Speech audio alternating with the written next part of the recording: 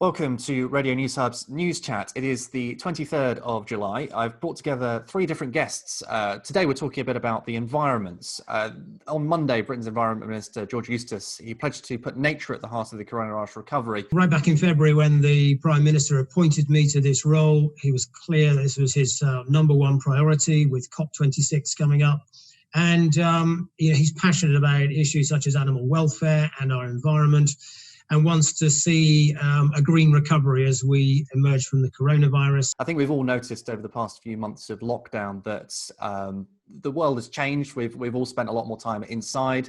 We've sort of noticed animals especially creeping back into urban areas. We've noticed a lot less air pollution around in major cities, and just sort of how the world has responded to humans doing a lot less. And I think it's led many of us to think, going forward, given that we have a massive challenge with climate change, how do we want our world to change? How do we want to live more sustainably?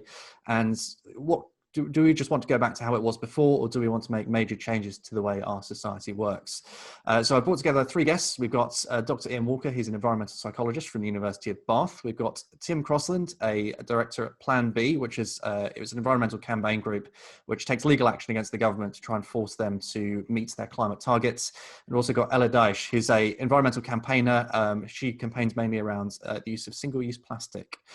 So welcome to you all. Ella, I wanted to start with you, because this is a bit of positive news. You're here to talk about a survey. It's been done by Essity, which is a hygiene company, talking about how we have become more sustainable during lockdown. What has the survey found? What sort of the key findings?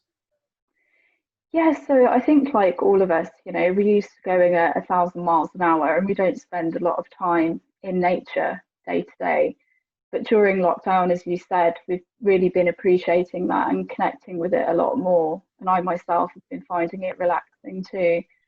But this research from health and hygiene company Essity has actually shown that since lockdown started, millions of people are living a more sustainable lifestyle. And what is really, really encouraging is that they want to stick to it as well post-lockdown. Now, there are so many barriers though, preventing people from doing this. The research also tells us that confusing terminology, inconsistent infrastructure, and conflicting information is a barrier preventing people from living more sustainably.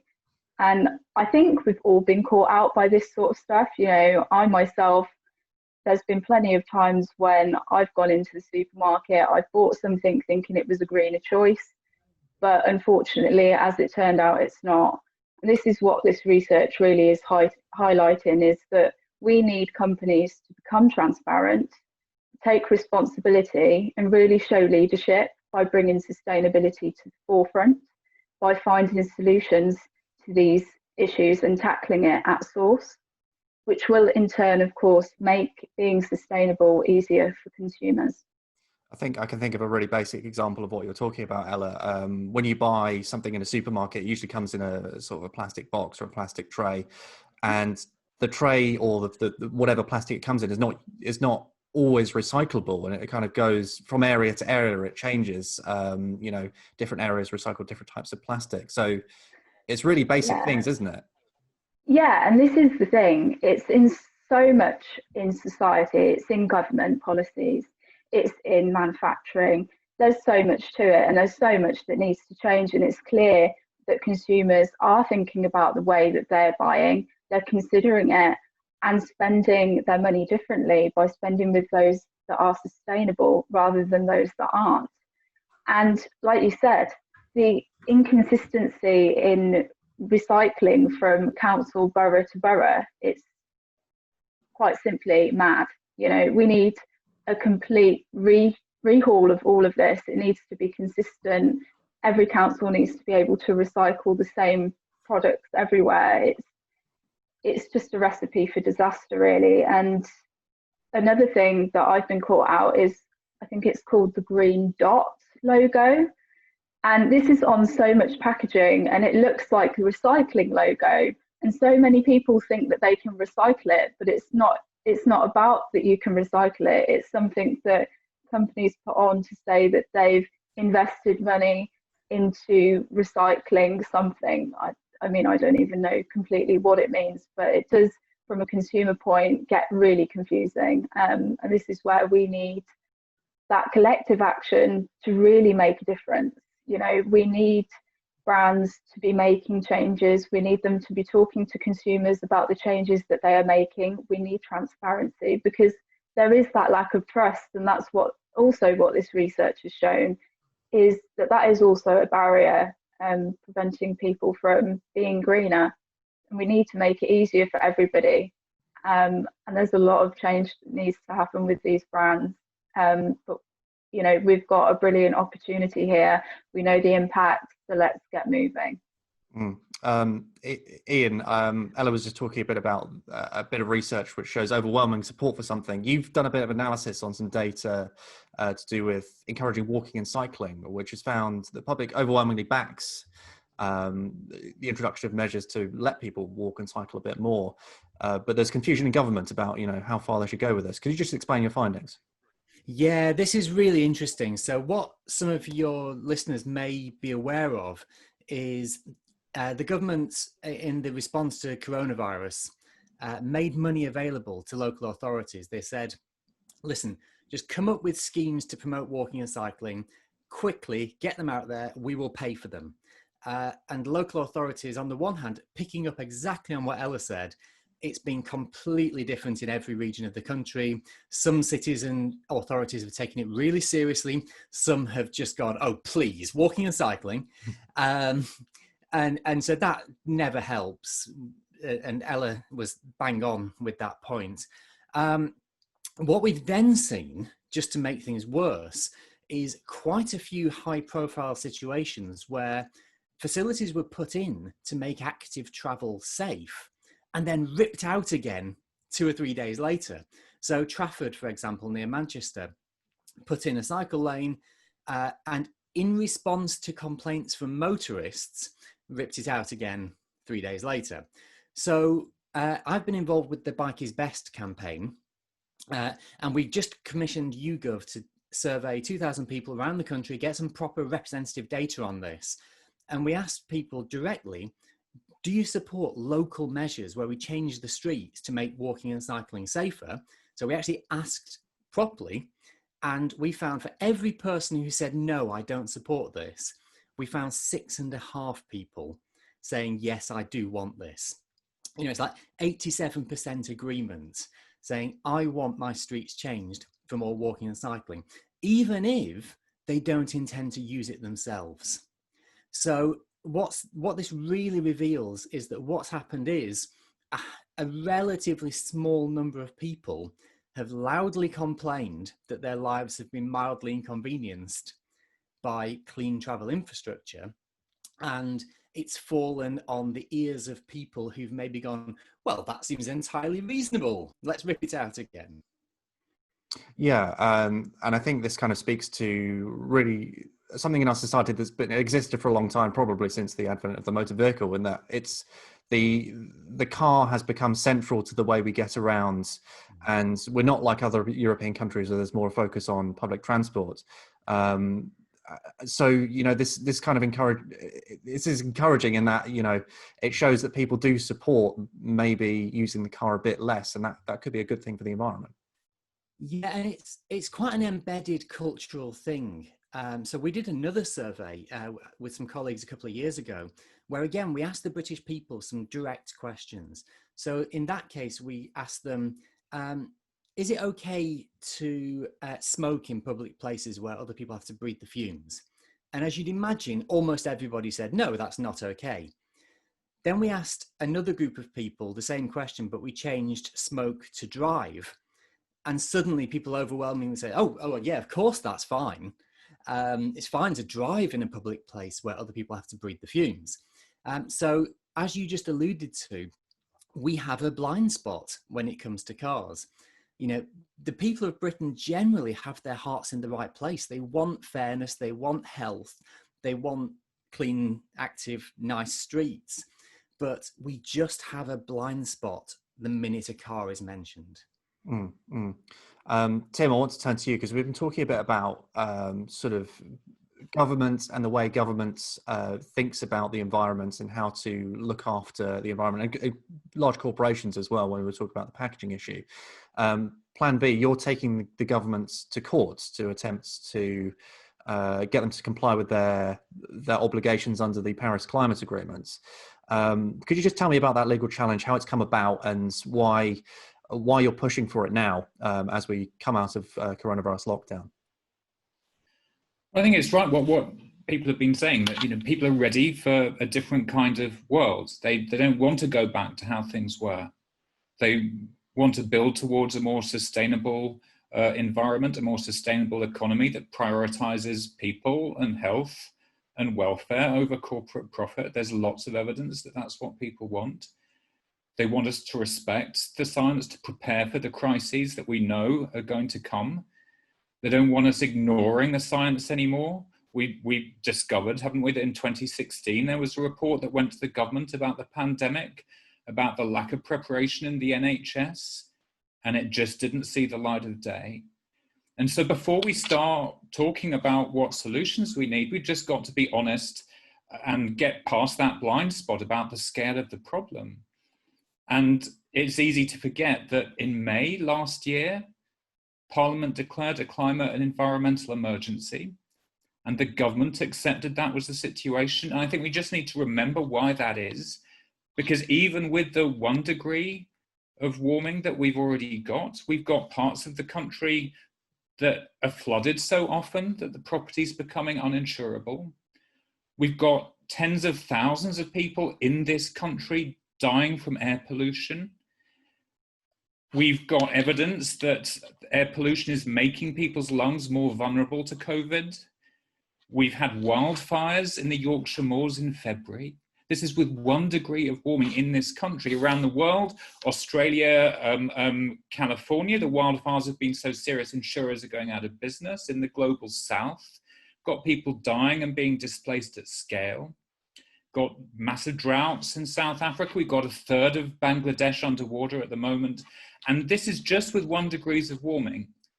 And what the IPCC has told us is unless we keep warming to within 1.5, we're in serious trouble on lots of fronts. And that's coming up really fast. And what we're seeing now is pretty much all the scientific and economic communities, international organizations telling governments, you must seize this moment. This is a once in a lifetime opportunity to transition our economies, and it needs to be done with determination and ambition, because otherwise we're going to lock ourselves into a completely disastrous trajectory. And unfortunately, the evidence of what Johnson and Cummings and Trump and Bolsonaro are doing is the exact opposite.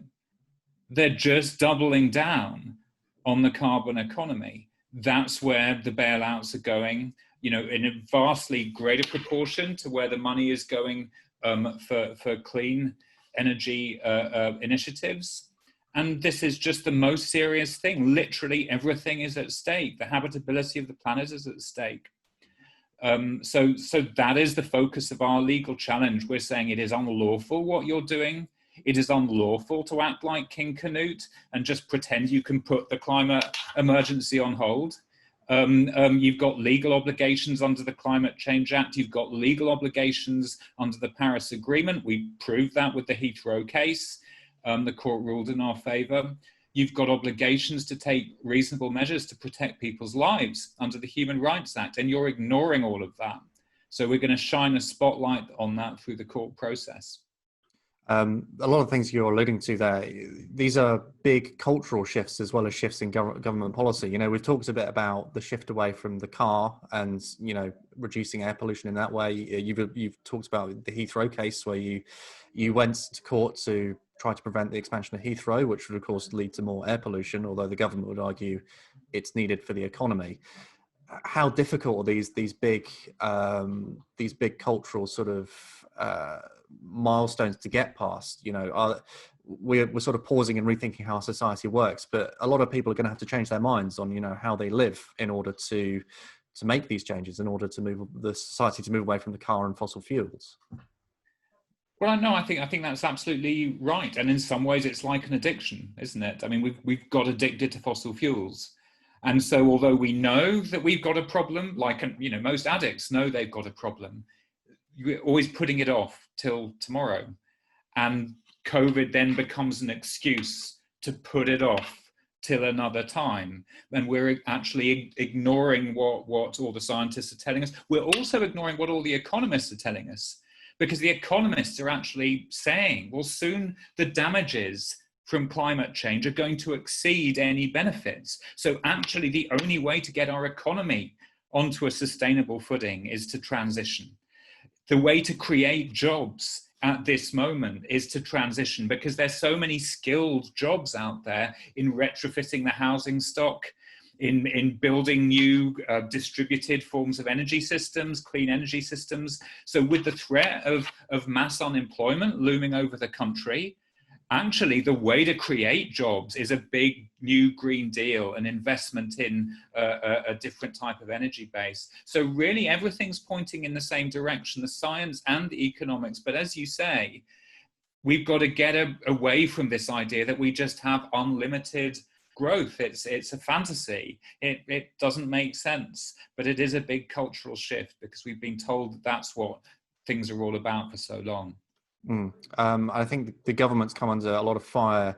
There's a story today about a lack of planning around coronavirus and planning for the pandemic. So one of the things you're pushing for, really, for the government to have a plan for the environment and not just to do things on the hoof at the last minute. Absolutely, and this slightly goes against their instincts. They're sort of just leave it to the economy. We need massive state intervention. We need governments, not just this government, but governments around the world, to be preparing for what the science is telling us is coming. We can't pretend anymore that things are going to be easy. They're not. There are going to be more crises to come. The pandemics were predicted. It's partly a consequence of ecological degradation and different species being forced out of their natural habitats, leading to new vectors, new forms of zoonotic diseases. We know this is coming.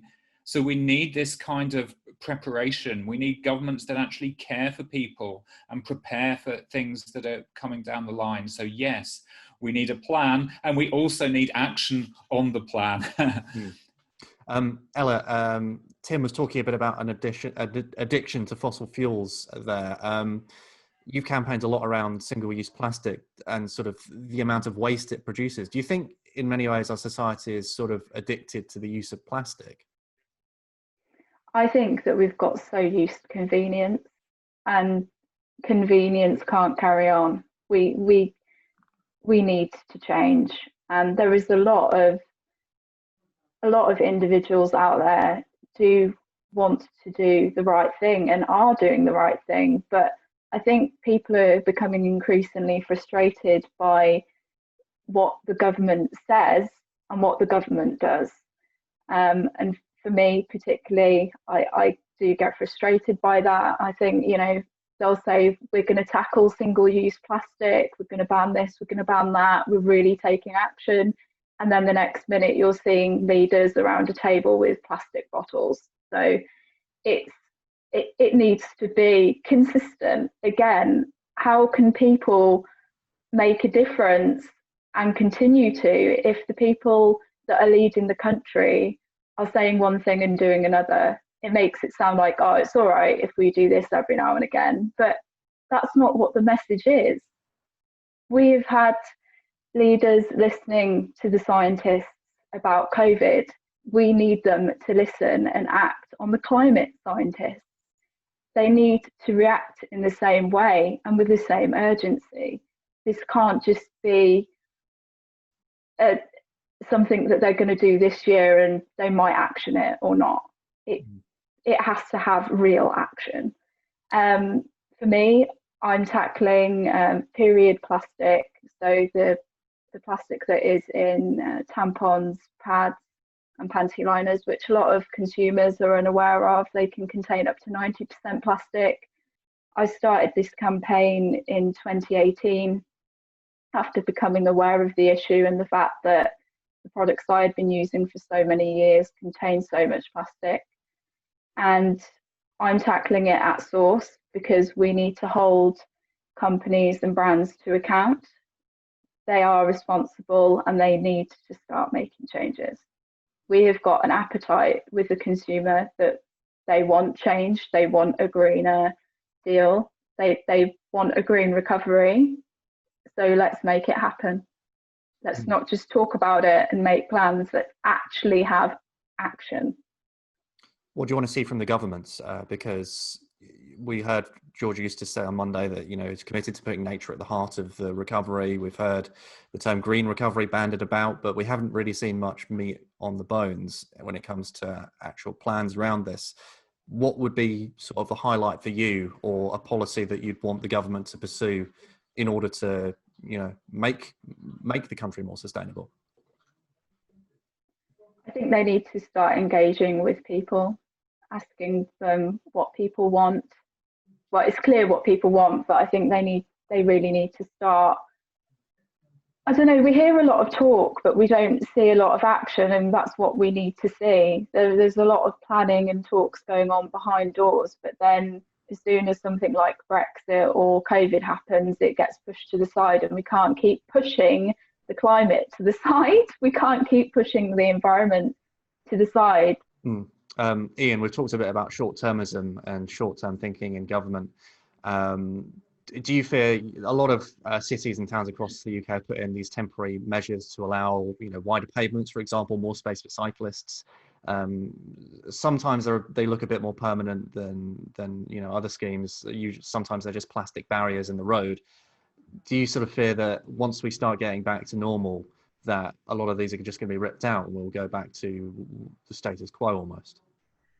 One of the reasons I study active travel is it's a microcosm of bigger things. So what I'm about to say also goes to exactly what Ella and Tim were talking about as well.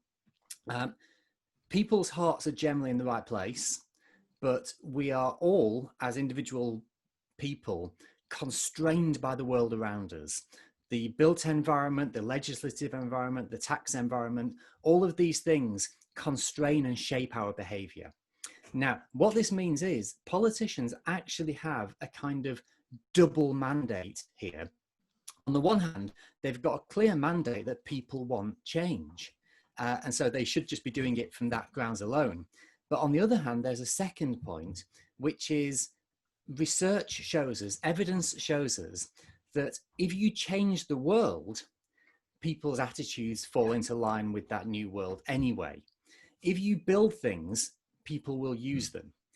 So we know this from, say, cycle infrastructure. If you build a new cycle track, after 6 months, everybody thinks it was a great idea, even if they opposed it in the first place.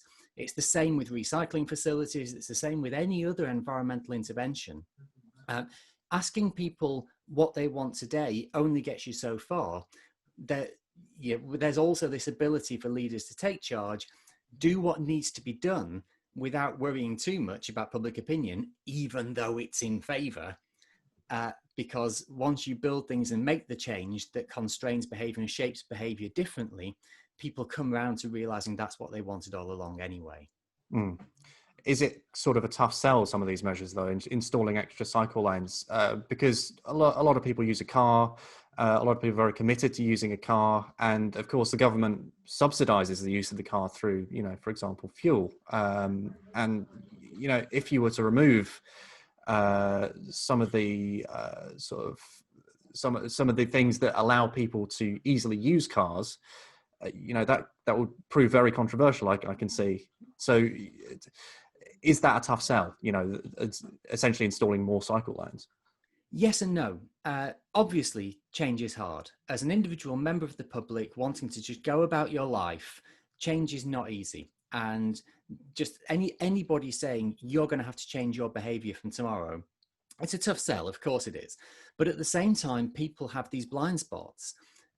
People do not realize how often, in many cases, they are just the captive of this system.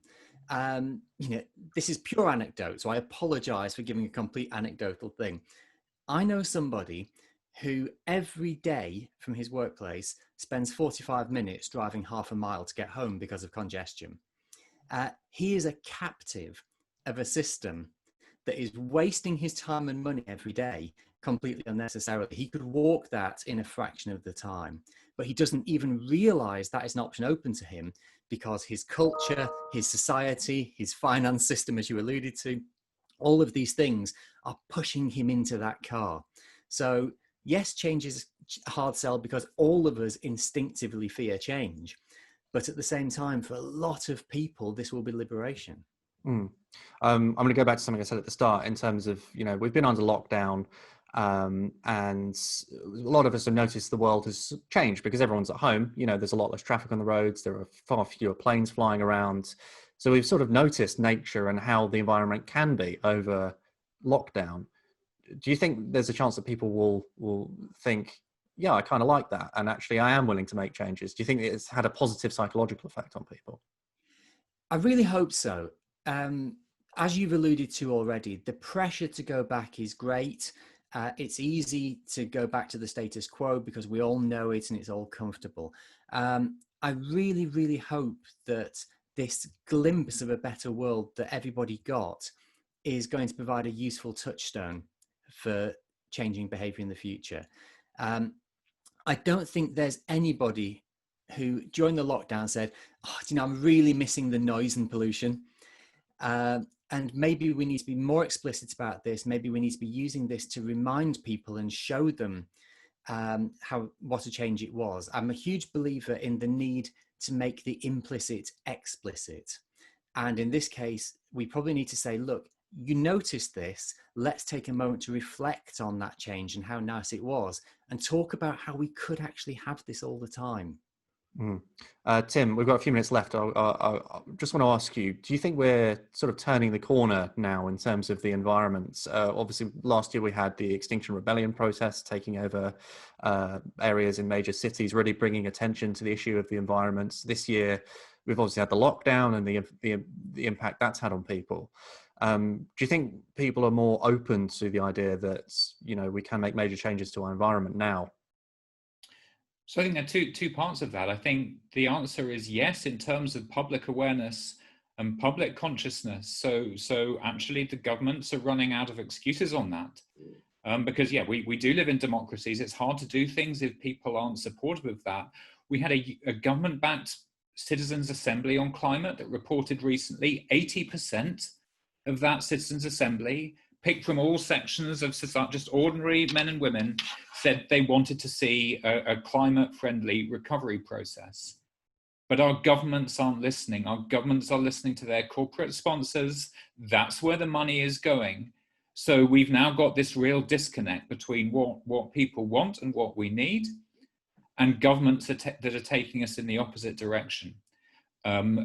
What I believe is if governments started telling the truth to people about what they know, about what their scientific advice is telling them, about the seriousness of this, well, we've just seen, haven't we? We've just seen from COVID, people do extraordinary things. We all spent, months not leaving our houses because the government said, well, this is what we need to do, not just for each other, but not just for ourselves as individuals, but for ourselves as communities, to protect those who are vulnerable. And we were all willing to do that. That's not what we need in the longer term, but it just shows our willingness to work collectively. But we need leadership from government, and we're not getting it. And on that side of it, the leadership isn't there. And it may be that people just have to demand, and they do have to get onto the streets. We had a wave of global protest in 2019, not just Extinction Rebellion, but around the world, the protests in Hong Kong around democracy, protests in Lebanon, in Iraq about corruption, all symptoms of the same thing. If people rise up together on this and say, we just demand better, we're not going to join you leading us over the cliff edge, then I think we turn the corner. That's about all we have time for today. So I've been joined by Dr. Ian Walker, who's an environmental psychologist at the University of Bath, Tim Crosland, who's director at the environmental campaign group Plan B, and Ella Daish, who's a campaigner who campaigns around single-use plastic. Thank you all for joining me on News Chats from Radio News Hub.